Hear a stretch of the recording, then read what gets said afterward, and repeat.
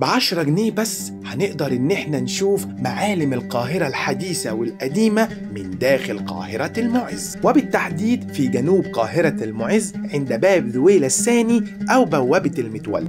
وعلى حسب الأساطير الشعبية يقال إن المتولي كان ليه كرامات كبيرة أوي، فكان الشعب بيجي ناحية باب ذويلة ويبدأ إن هو يطلب اللي هو عايزه ببركة الشيخ المتولي، زي مثلا حد سايب تذكرة لأم كلثوم عشان يفضل يحضر حفلاتها. هنلاقي أحجبة كتيرة قوي، واللي كانت عانس مثلا كانت تيجي تربط خصلة من شعرها في الباب علشان تقدر إن هي تتجوز. تعال نبدأ رحلتنا بقى من داخل باب ذويلة، واللي هتلاقي أنقاض السور القديم موجودة على إيدك اليمين أول ما تخش.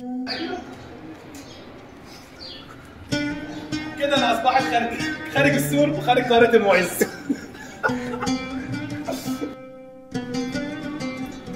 تعالوا بقى نخش في الأسرار هنا. سردب من السراديب، تقريبا كانوا بيحطوا القصر هنا.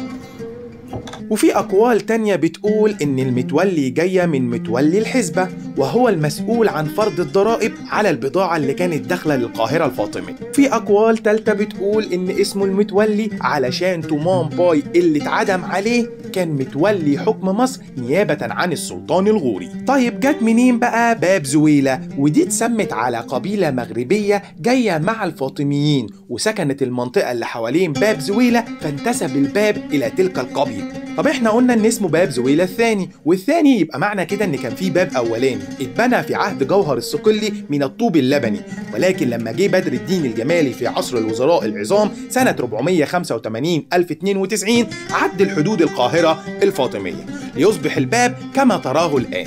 عايز اقول لك بقى ان المأذنتين اللي احنا فوقيهم دلوقتي دول تابعين لمسجد المؤيد شيخ اللي في الخلفية ورانا ده على طول. المهندس محمد بن الأزاز استسهل وما كانش عايز يعمل أساسات، فبنى فوق باب ذويلة المأذنتين. قاهرة المعز، أعلى قمة في المعز.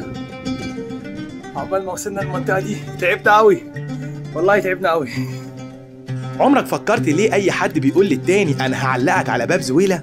ارجع ذلك للإعدامات اللي حصلت على باب ذويلة الكتيرة، ومن أهم تلك الإعدامات إعدام رسل المغول وإعدام تومان باي اللي بيه انتهت الدولة المملوكية. ارجع ذلك للأهمية الاستراتيجية لموقع باب ذويلة، حيث كان القادم من مدينة الفسطاط وهي عاصمة مصر في زمن عمرو بن العاص، ومدينة العسكر في العباسيين، ومدينة القطائع لأحمد ابن طولون، يأتي من ذلك الباب ليتم دخوله إلى قاهرة المعز. هنا تبقى خلصت حكايتنا، استنوني في حكاية جديدة الأسبوع اللي جاي.